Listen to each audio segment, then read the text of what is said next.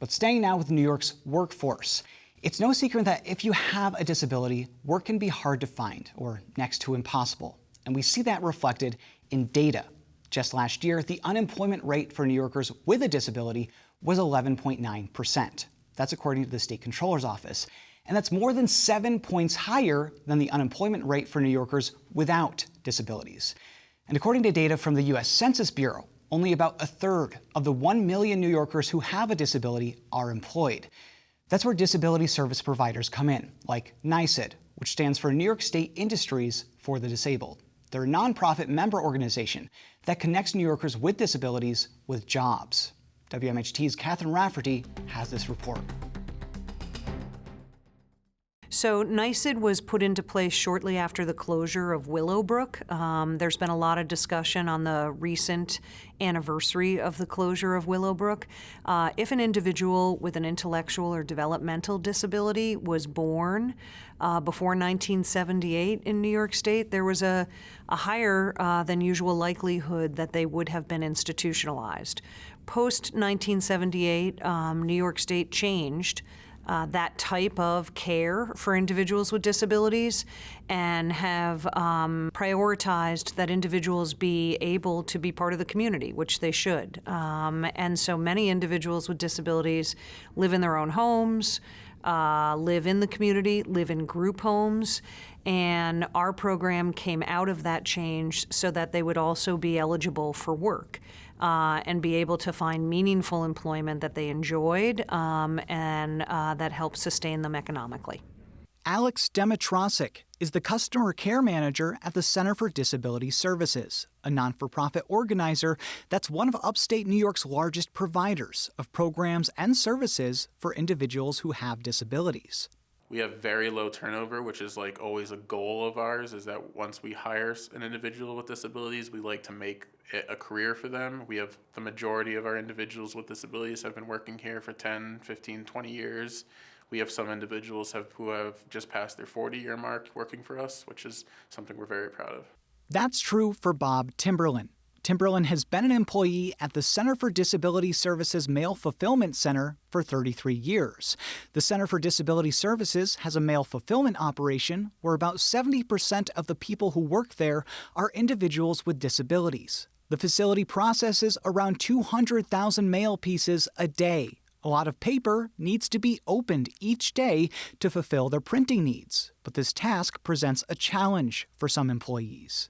Part of our mission is to employ individuals with disabilities, and when you have individuals that have dexterity issues or just other sorts of limitations, when they're opening paper, they often get paper cuts or just rip the paper or have just any sort of thing that can happen while they're opening that paper that prevents it from running through high-speed production printers without jamming them or just at a level that can keep up with our needs. With the help of a new invention, an automated paper ream opener, Bob has been opening 150 reams of paper a day. The new machine that cuts the paper, it saves less time, less hassle, it makes it easier for me. He's definitely cut down on the amount of paper cuts he's get. He's also has a lot more fun when you're just opening reams of paper manually. It gets a little tedious and a little annoying, but now he gets to basically push a button and the machine does it. Innovation can make work accessible to people living with disabilities. And to spur those innovations, NYSID formed CREATE, which stands for Cultivating Resources for Employment with Assistive Technology. CREATE is an academic challenge created by NYSID to encourage assistive technology innovation in order to remove barriers from the workplace for people with disabilities. College engineering students have the opportunity to collaborate with NYSID member rehabilitation organizations during their capstone projects to work on a solution to a business problem. Maureen O'Brien, president of NYSID, says these innovations help those with disabilities succeed in their jobs. This past year, our symposium had a number of different projects. The winning project was with the State University at Albany. The paper ream opener created efficiencies that weren't there before. In addition, what I think is really important about CREATE is that it brings engineering students into our space, into the disability space, where there is room for all kinds of efficiencies. Greg Sorrentino, president of the Center for Disability Services, says the invention has helped with creating more work opportunities for people with disabilities. We don't look at someone as disabled or not disabled. We look at them as employees. They're all equal, and they work that way. And the more of these barriers we can get out of the way, the more of that occurs. And our turnover here is almost none on both sides. So people who have a disability and people who don't. They like working here, and they like working here, I think, because you have, two groups of individuals that work as one. And the way that works well is to get more individuals working here, more individuals that we can put together and work together and develop friendships and develop working relationships. And all that starts with this program, which breaks down those barriers and allows them to participate. Maureen O'Brien with NYSID emphasizes that employment is a key ingredient for independence. Independence is really important for everybody, and there's no reason why an individual with a disability should not have independence as well. And that is why being fully engaged in the workforce is very important. At NYSID, there are many individuals with disabilities who come through our contracts who are first-time taxpayers. And they're supported on the job with job coaches through the organizations that we work with.